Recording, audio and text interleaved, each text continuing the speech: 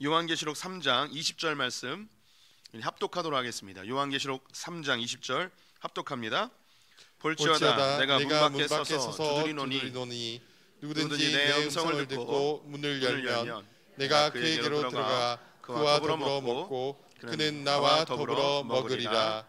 아멘. 오늘도 주님의 보좌 앞으로 나오신 성도님들에게 하나님의 은혜와 평강이 함께 하시기를 축원드립니다. 옆 사람에게 반갑게 인사하겠습니다. 메리 크리스마스.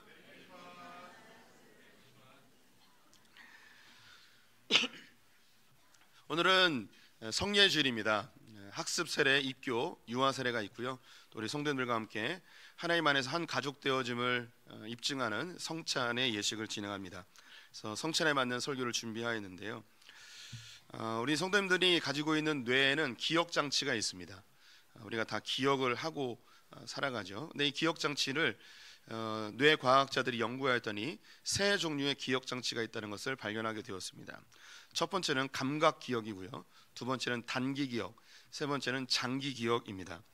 감각 기억이라 함은 우리가 눈으로 전화번호나 숫자를 보면 그것을 아주 짧은 시간에 기억하고 암기할 수 있게 되죠. 하지만 감각 기억은 다시 안 보면 곧 잊어버리게 됩니다.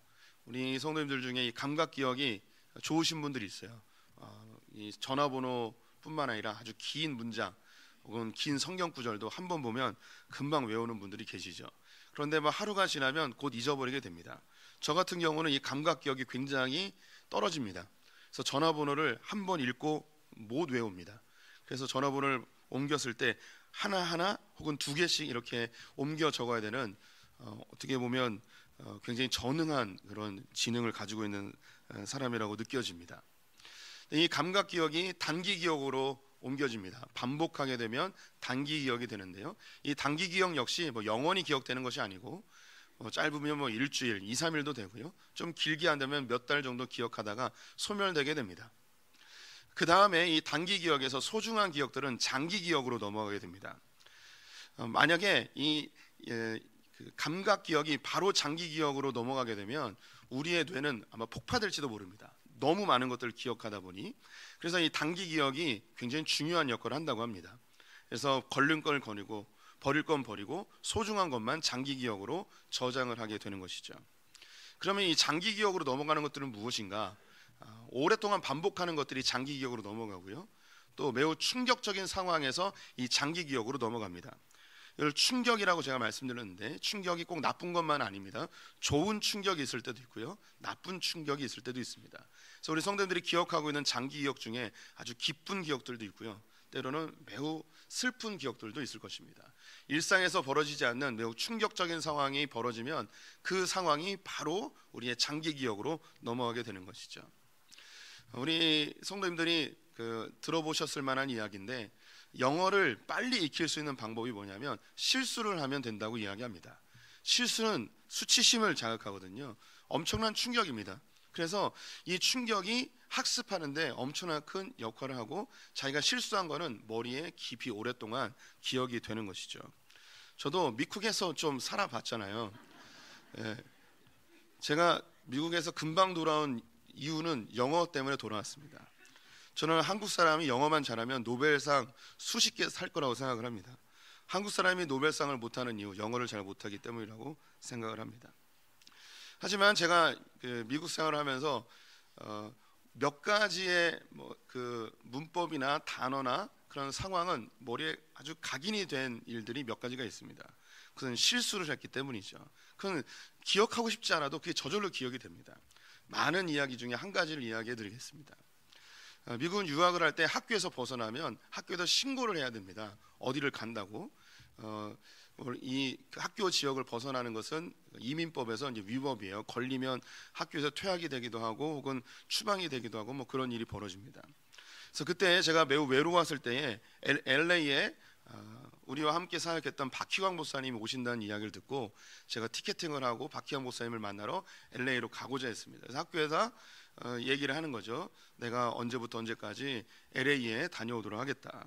그랬더니 이 학교 관계자가 뭐라고 얘기했냐면 LA가 어디냐요. 그래서 LA를 모르냐고. LA가 어디냐요. 그래서 제가 유창한 언어로 길게 얘기했죠. 로스앤젤레스 그랬더니 이 사람이 뭐 이런 LA 한 거예요. 우리 성도님들 차이점을 느껴지십니까? 전혀 못 느끼실 거예요. 제가 뭐라고 얘기했냐면 LA라고 이야기했고 그 미국 사람은 LA라고 얘기했습니다. 제가 맨 처음에 이야기를 꺼낼 때 저는 LA라고 얘기했습니다. LA라고 이야기하면 미국 사람 못 알아듣습니다. L 맞잖아요. L. 애가 아니잖아요. LA예요. 그래서 저는 이것이 아주 몸에 확 각인이 되어버렸습니다. 그래서 우리 성도님들도 어디 나가서 LA라고 하시면 영어 못하는 사람이고요, LA라고 하면 영어 좀 하는 사람으로 취급받을 수 있으니까 앞으로 LA라고 하지 말고 LA 갈비가 아니고 LA 갈비 이렇게 하시면 되겠습니다. 우리가 외부 충격에 의해서 단기 기억들이 장기 기억으로 넘어가게 되는데요. 우리가 이 감각으로 들어온 것 중에 아주 총체적인 감각으로 들어와서 장기 기억으로 잘 넘어가는 한 가지 요소가 있습니다. 그게 뭐냐면 음식이라는 것입니다. 음식은 단기 기억을 장기 기억으로 바꿔주는 가장 좋은 요소입니다. 왜냐하면 음식이라는 것이 우리의 감각의 오감을 다 자극합니다. 일단 맛을 보기 때문에 미각을 자극하고요, 후각을 자극합니다. 눈으로 보기 때문에 시각의 자극을 받고요, 또 혀로 이 음식의 느낌을 받습니다. 그래서 촉각이 자극을 받습니다. 더 중요한 게 뭐냐면 음식은요 청각의 자극을 받습니다. 그래서 그 남성들이 끊지 못하는 음식 중에 뭐가 있냐면 비스켓, 스낵이 있습니다. 그래서 스낵에 바삭바삭대는 소리 있잖아요. 이 소리가 우리에게 각인이 돼서 자꾸 먹고 싶어져요. 그래서 텔레비전 앞에 스낵을 놓고 자꾸 집어먹죠. 배고파서 집어먹는 게 아니고 이 청각에 우리가 중독돼서 자꾸 이거 먹는 거예요. 그래서 이 음식은요 오감을 다 자극하여서 단기 기억을 장기 기억으로 바꾸는데 아주 효과적인 역할을 합니다. 우리 성도님들도 어떤 특정한 음식이나 냄새만 맡아도 옛날 그 어딘가로 돌아가는 때가 있습니다. 우리 성도님들은 저도 마찬가지인데요, 훈련소 때 그 먹었던 짬밥 냄새가 아직도 머리에 각인이 되어 있습니다. 그래서 짬밥 냄새 비슷한 것을 딱 맡으면 우리의 기억은 너무나 놀랍게도 훈련소로 싹 돌아가는 걸 경험하게 되죠. 제가 다른 교회 사역할 때 중고등부 아이들을 데리고 유럽 배낭여행을 간 적이 있습니다. 여기서 피사의 사탑을 방문했는데요, 아이들에게 돈을 주어주고 흩어진 다음에 아무거나 사 먹으라고 그랬습니다. 저는 피사의 사탑 뒷골목에 있는 한 피자집에 들려서 피자와 스파게티를 먹었습니다. 근데 제가 먹어본 음식 중에 피자 중에 제일 맛있었습니다. 그때 제가 뭘 깨달았냐면 LA 한인타운에 부대찌개, 그 김치찌개나 된장찌개가 15,000원에서 20,000원이에요. 비싸죠? 근데 그 맛이 우리 한국에 있는 뒷골목 실비집에서 먹는 음식과 전혀 달라요.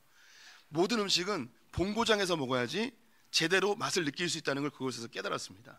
저는 그래서 이 피자와 스파게티를 먹으면 저도 모르게 피사의 사탑으로 제 마음이 움직이는 것을 느낍니다.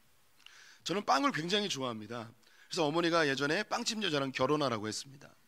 제가 성지순례에 갔는데 예루살렘 한 호텔에서 뷔페가 차려져 있었는데 너무 많은 다양한 음식이 있었습니다.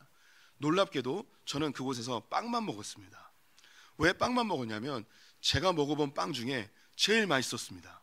그래서 물어봤습니다. 어떻게 빵이 이렇게 맛있냐고. 그랬더니 현지에서 생산한 밀이기 때문에 신선하여서 맛있다는 거예요. 이 이야기를 성지순례 다녀온 다른 분들에게 이야기했더니 예루살렘 빵이 그렇게 맛있지만 터키에 가면 더 맛있다고. 그래서 터키에 가보라고.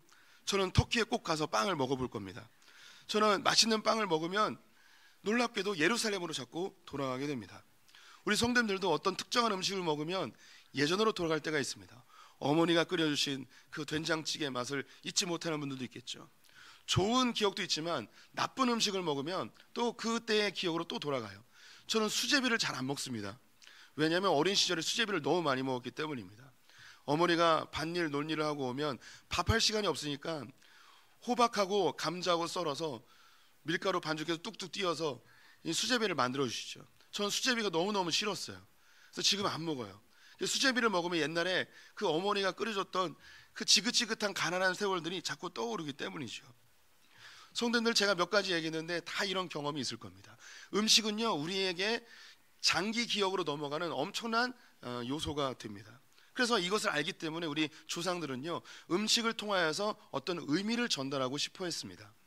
그래서 우리 성도님들 다 아실 거예요. 송편, 추석의 의미가 담겨 있고요. 가래떡, 설날의 의미가 담겨 있습니다. 우리 교회는 특별히 송구 영신 예배의 의미가 담겨 있죠. 팥죽, 동지입니다. 찹쌀떡, 수능이죠. 이런 음식을 통해서 어떤 의미가 깊이 담겨 있는 것을 우리 선배들이 우리에게 알려줬어요. 근데 우리를 만드신 분이 하나님이십니다. 우리의 기억 장치가 어떻게 작동되는지도 하나님 잘 알고 계시죠. 그래서 하나님도 음식을 통하여서 메시지를 전달하는 것을 좋아하십니다. 에덴 동산을 만들고 아담과 하와를 그곳에 두셨죠. 아담에게 처음으로 주셨던 명령이 뭐였냐면 이 동산에 있는 모든 각종 과일을 마음껏 먹으라는 거예요. 하나님이 만드신 세계를 충만히 누리라는 거죠. 동시에 동산 중앙에 있는 선악과는 먹지 말라고 하였습니다. 하나님의 통치와 다스림이 너의 삶을 지배하도록 하라는 거죠. 그래서 먹을 것으로 하나님이 그 메시지를 전달하였습니다. 하지만 아담과 하와는 선악과를 먹었고 범죄하여 에덴성에 쫓겨납니다. 최초 인류는 홍수로 다 멸망하게 되죠. 하나님은 노아와 그의 가족들을 방주에서 구원하여 새로운 인류를 만드시죠. 방주에서 처음 나올 때 하나님께서는 또 먹을 것으로 명령을 하십니다. 이제 너희가 고기를 먹어라 이야기합니다. 고기를 먹게 하심은 이전에 과일만 먹었어요. 채소만 먹었어요. 그것으로도 충분했어요. 그런데 고기를 먹음으로, 고기를 죽이면서 먹음으로 이 인류가 한번 멸망하였음을, 죄 때문에 멸망하였음을, 하나님의 뜻대로 살지 아니하여 멸망하셔서 피를 흘렸음을 기억하게 합니다. 각인하게 하시죠. 또한 더불어 피채 먹지 말라고 합니다. 피는 먹지 못하도록 하고 있는 거예요. 그들 안에 이 죄를 가까이 하지 아니하고 죄의 대가가 목숨임을 알려주기 위하여서 피를 먹지 못하도록 하였습니다.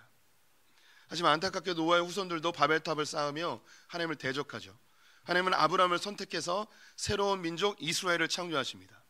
이 이스라엘을 번성케 하시며 애굽에서 건져내시는데 이때도 또 하나님은 먹을 것으로 메시지를 전달하시죠. 너희들이 애굽에서 나올 때에 어린 양을 먹으라는 거예요. 어린 양을 죽여서 피를 인방과 문선주에 바르고 그 고기를 다 먹으라는 거죠. 너희들이 이 애굽에서 죽어야 될 목숨이었는데 이 어린 양을 대신 죽게 함으로 너희가 구원받았다는 메시지를 그 안에 담아 놓았습니다.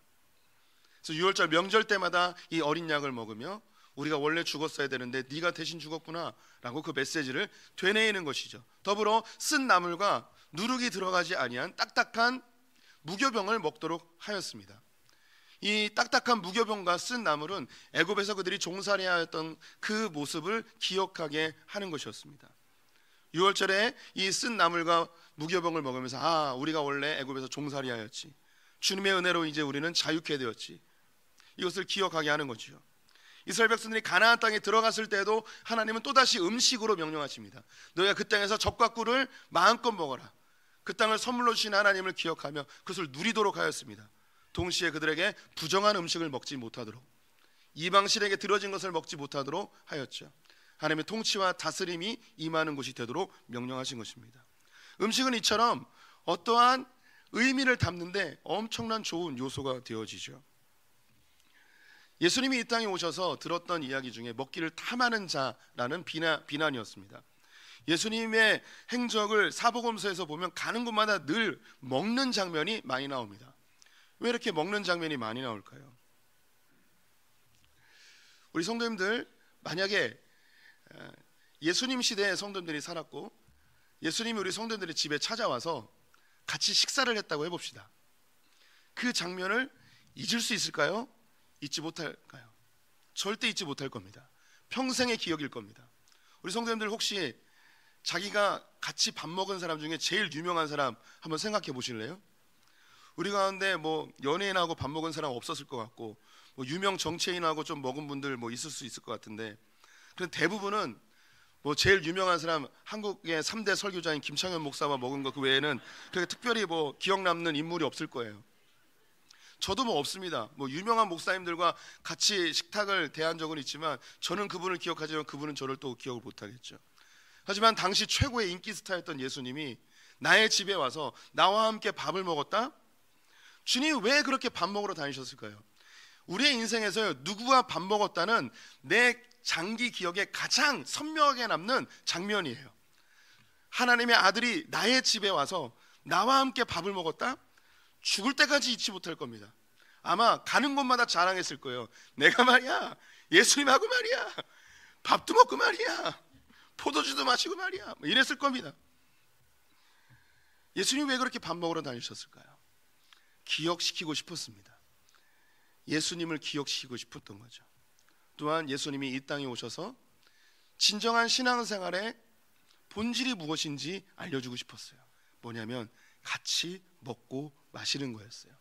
이걸 알려주고 싶은 것이었죠. 예수님이 십자가에 달리시기 바로 직전에 제자들을 불러 모으고 또 먹으십니다. 유월절 만찬을 지키시며 떡을 떼고 포도주를 나누며 제자들과 함께 먹습니다. 그리고 명령하시죠. 이 떡과 포도주를 먹고 마시는 것을 내가 다시 올 때까지 영원히 기념하여 기억하여 지켜라. 주님이 먹을 것을 통하여 의미를 담아 우리에게 이걸 먹을 때마다 장기 기억으로 이것을 심어주길 원하시는 것이죠. 오늘 우리는 성찬을 하게 될 것입니다. 이 성찬의 의미가 무엇일까요? 이 성찬에는 중요한 세 가지의 메시지가 담겨 있습니다. 첫 번째는요, 예수님이 나를 위해 대신 죽으셨다는 메시지가 담겨 있습니다. 예수님은 이 떡과 포도주를 단순한 음식으로 설명하지 않으셨습니다. 이 떡은 나의 살이다, 이 포도주는 나의 피다 라고 이야기하시죠. 이걸 먹는 자들은 우리가 옛사람이 죽어지고 예수 그리스도의 살로 내가 다시 채워지며 예수 그리스도의 피로 내 생명이 새로워졌음을 알려주고 있습니다. 오늘 성찬을 대할 때에 나는 죽고 내 안에 계신 예수 그리스도께서 사신 것을 다시 기억해야 합니다. 두 번째 메시지는 우리는 새로운 피조물로 하늘의 양식을 먹고 사는 것을 알려주고 있습니다. 우리의 몸은 땅에서 났습니다. 땅의 생명을 갖고 있어요. 땅으로부터 난 생명은 땅의 양식을 먹으며 살게 되어 있어요.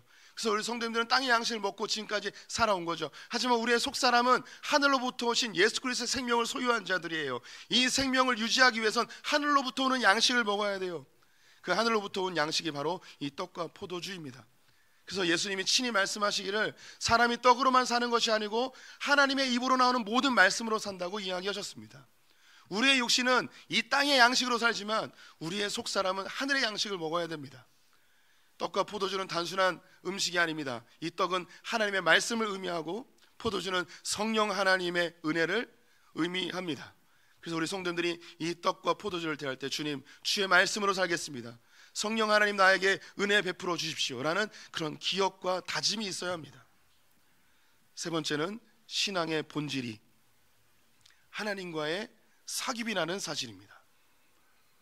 예수님이 이 땅에 오셔서 먹고 마시면서 신앙생활의 본질을 알려주셨어요. 우리는 종교 행위를 가지고 하나님을 조종하고 이용하는 자들이 아닙니다.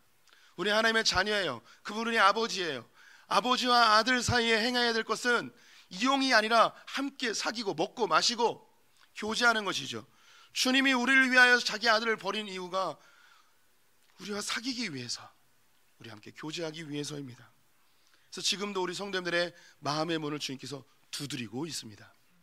오늘 본문 3장 20절 말씀 같이 읽어보도록 하겠습니다.